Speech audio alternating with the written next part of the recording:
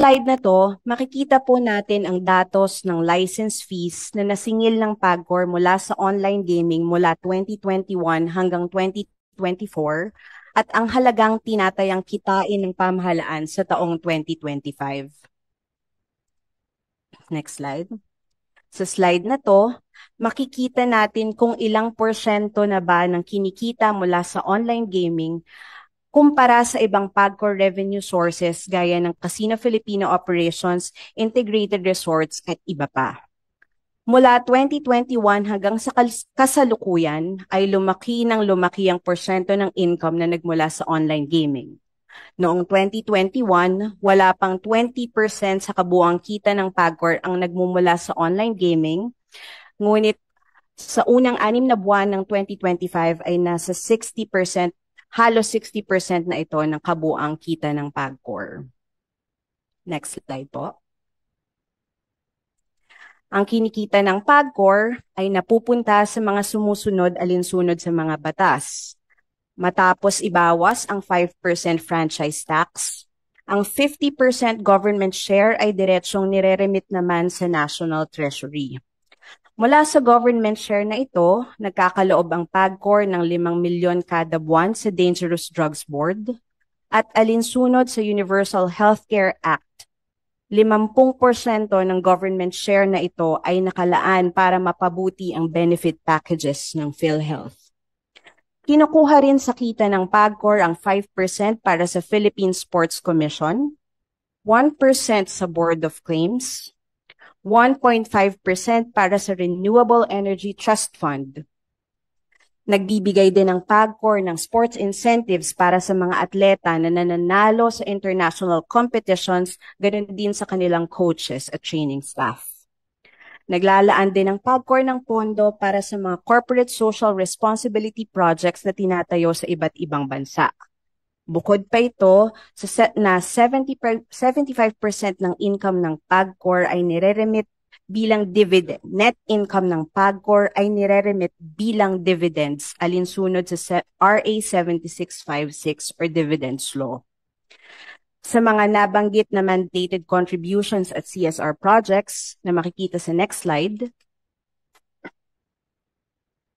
51.30% or 34.99 billion ang nagmula sa income ng online gaming sa taong 2024.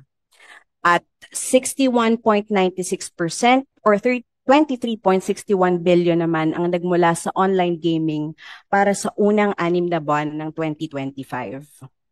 Next slide. Kung ihihiwalay naman natin ang kontribusyon ng online gaming para sa layunin sa ilalim ng Universal Healthcare Act, 50.03% or 11.57 billion ang nagmula sa online gaming sa taong 2024. Pakipindot po. Sa kabilang banda, 59.92% or 7.59 billion naman ang nagmula sa online gaming para sa unang 6 na buwan ng 2025. At lahat po yon ay para sa tulong natin sa PhilHealth. Next slide po. Mr. Chairman, I'm sorry, can I just make a point of information? Very short. Go ahead. One sentence. For the record, PhilHealth has stated they have not received that. For the record lang. Thank you, Mr. Okay. Chairman.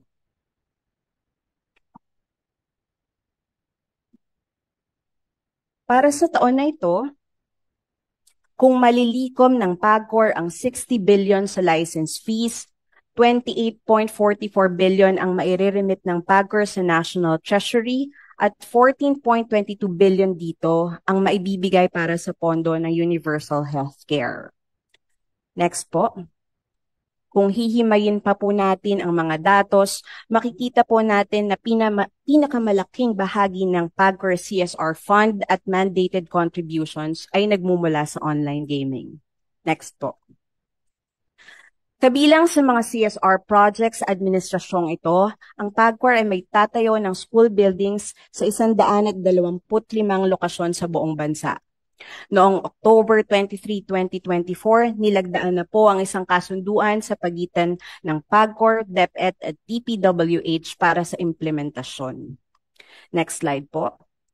Kabilang din sa mga proyekto ang pagtatayo ng socio-civic centers sa 80 lugar.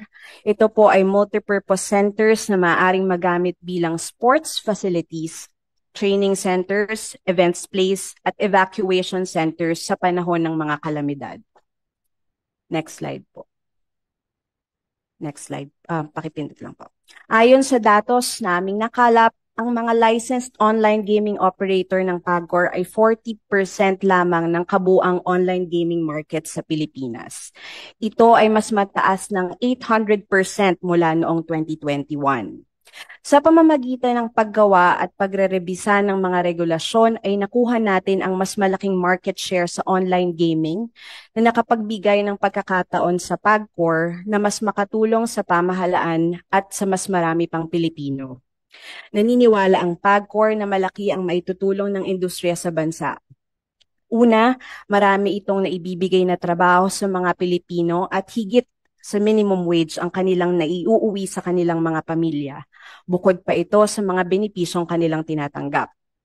Pangalawa, nababantayan ng conduct of gaming, pagsunod sa anti-money laundering regulations, responsible gaming, makasisigurong sertipikado na walang daya ang mga laro at mayroong matatakbuhan ang mga players kung magkakaroon ng problema sa kanilang paglalaro. At huli sa lahat, alinsunod sa layunin ng pagkakatatag ng PAGCOR, ang online gaming ay nare-regulate at isang valuable source of income for nation building. Sa aming opinyon, sa halip na tuluyang ipagbawal, mas makabubuting magpatupad tayo ng malinaw, mahigpit at responsableng regulasyon. Maraming salamat po. Maraming salamat sa PAGCOR. Bago po ako magtanong bilang chairman, ay narito po ang ating flow ng pagtatanong po. Unahin po natin ang ating chairman po ng banks. Sunod po si Senator Joel Villanueva.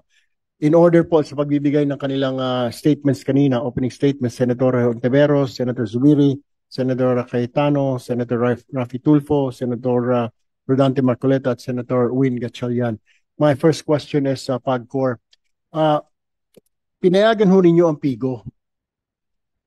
Bakit po tila walang regulasyon na nailatag? Hindi ho kayo preparado. Na nagsara nga po yung POGO, pinasara ho ng Senado, pinasok nyo ang PIGO, pero wala pong regulasyon, parang bahala na. Sige, magsugal kayo na magsugal dyan. Hindi po makontrol ngayon. Ito ho ang problema natin ngayon, PAGCOR. Meron po bang regulasyon? Parang kung meron man, hindi ho maramdaman na PAGCOR. Kasagutan po doon sa inyong katanungan, Chairman. Nung pong gusto ko pong ipaalam sa lahat, lumaki po ang negosyo ng online gaming nitong mga nakarang taon dahilan po sa nung ako'y nag-assume ng pagiging chairman ng PAGCOR, ang talaga pong namamayani ay ang mga illegal. Matagal na po talaga matapos po ang pandemya, at during the pandemic, lumakas na po ang online gaming, hindi lang po dito sa ating bansa, kundi sa buong mundo po. At dahilan dito ay minarapat ng PAGCOR na imbis na hayaang mamayagpag ang mga online illegal sites kung saan wala naman silang pagbibigay ng revenue or kita sa pamahalaan, ay sinigurado namin at ginawa namin ng maraming structures at regulasyon para nang sa ganon ay mahikayat namin na imbis na sa illegal maglaro ang ating mga kababayan, ay dito po sa legal na lang ang kanilang paglaruan. Kaya po, noong pa lamang, unang-una, hindi po talaga pumapayag ang PAGCOR na hindi bababa sa 21 taong gulang ang dapat maglaro dyan. Yun po ay polisiya na ng PAGCOR bago pa po ako dumating bilang chairman sa pangkasalukuyan. Totoo pong mahigpit ang KYC process or yung tinatawag na Know Your Customer process. Meron din pong nakalulusot pag ang gamit nila yung mga fake na identification. Pero ang natitiyak po namin, mahigpit po namin ipinatutupad yung pagrerehistro ng 21 taong gulang lamang pataas ang makapaglalaro. Pangalawa, meron po kaming mga regulasyon tulad po nung nabanggit kanina ni Senator Raffy Tulfo kung saan na marami ang nadaraya, ang mga customer na nadaraya ng mga operator.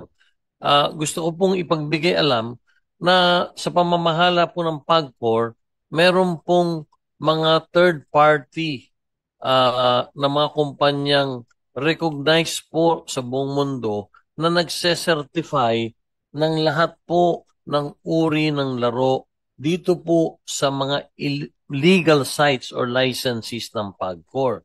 Kaya doon po makikita natin kung tunay na ang isang reklamo ng isang mananaya ay nadaya siya, hindi siya nadaya. Meron pong mababalikan na record sa pangkasalukuyan. At ang certifying companies po ay nagmumula pa sa Amerika at ang isa ay nagmumula sa Macau. Sila po ang dalawang pangunahing certifying companies na siyang namamahala sa isang proseso na hindi bumababa kung minsan sa 2 hanggang 3 buwan para pag-aralan kung ang lahat po ba ng laro sa mga legal licenses ay fair at honest. So doon po, nakalalamang po na sapagkat 60% po ang nakikita namin na illegal na operator sa pangkasalukuyan, doon po nagmumula talaga ang mga reklamo. Doon po kasi sa illegal, wala po silang age limit. Wala po silang mga certifying bodies na or corporations na ginagamit para mapatunayan na ang mga laro na sasalihan ng isang manlalaro ay maayos or parehas. So, ang pinupunto po namin dito ay meron po naman talagang mga pangkasalukuyang mga regulasyon ang PAGCOR. Pero sa bilis po talaga ng trajectory or naging exponential po yung growth, magtatapat po kami na talagang naghahabol din kami. Kaya po ito'y isang magandang pagkakataon para ang PAGCOR po ay makita at maanalisa kung ano pa po ang mga pwedeng gawin para po mas maging parehas, para po ang regulasyon ay maging maayos nang sa ganun ay hindi nga malulunaman ang ating mga kababayan dito sa pag-patronize ng online gaming. Ito pong isang katanungan pa. Pakibilisan na lang ang sagot ninyo. Opo. Marami pong, hindi ba ninyo nababasa sa mga diary, mga nagpapakamatay, mga nagsusuicide? Tinutulungan niyo ba ito? Because kayo din may kasalanan, kaya nagpakamatay yung bata or somebody. Wala ba kayong tulong man lang doon sa pamilya? Meron pong complaint mechanism ang PAGCOR at ang totoo, Chairman, meron pong humigit kumulang halos 6 na po hanggang 70 sulat or complaints ang natatanggap or informasyon ang natatanggap namin. At yun po ay gusto ko lang ipaalam sa inyo, doon po sa humigit kumulang sa 2,000 complaints or sulat na natatanggap namin, 60% po nun ay nagmumula sa illegal online operator. At 40% lang po yung sa legal. At doon po, sa nakaraang taon, binalikan ko nga po yung mga sulat, pinabalikan ko, 7 po ang impormasyon at himihiling sa amin ng tulong for rehabilitation. 7 lang po ang natanggap namin sulat at yan po'y inaksyon na namin na i-refer namin sila sa accredited rehabilitation centers at na-monitor naman namin maayos. Pero doon po, magtatapat po ako sa inyo, hindi po kami nakatanggap. Bagamat may nabasa kami, ay puro po kasi pag mababasa mo sa press sa inaakala at wala naman sinasabing specific. Pero magtatapat po ako sa inyo, Chairman, sa 3 taong ko po ron, hindi kami nakatanggap ng anumang sulat mula sa pamilya ng isang nasawi. Wala po kami natanggap na sulat na himihingi ng tulong.